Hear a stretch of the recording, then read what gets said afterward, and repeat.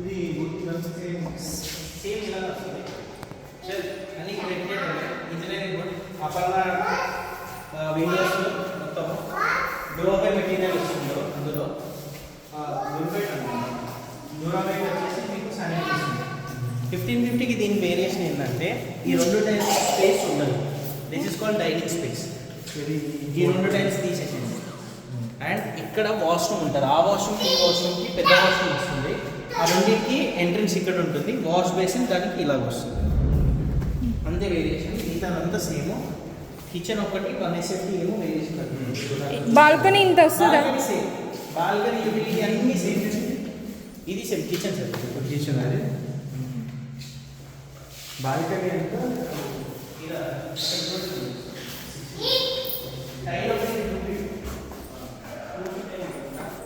అమ్మ ఇదేం చేయడం పెద్ద బొక్క ఉంది. ఇప్పుడేమ్మో పదమ్మో పద తల్ల అవి తల్ల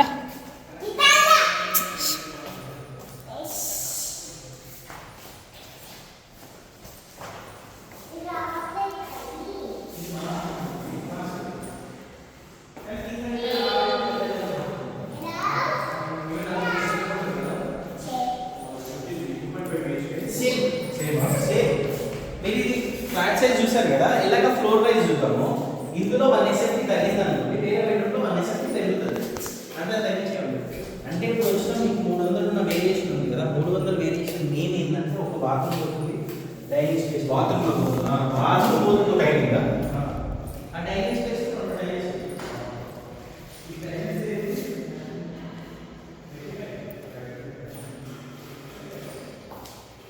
సెకండ్ బెడ్రూమ్ అనమాట.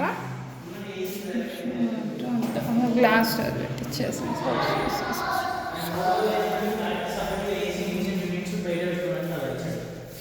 ఏసీ యూనిట్స్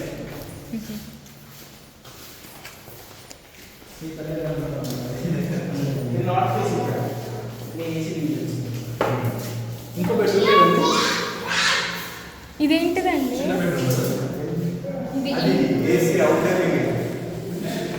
ఇది కూడా బాల్కనీ పెట్టుకోవడానికి బయట కనిపించకుండా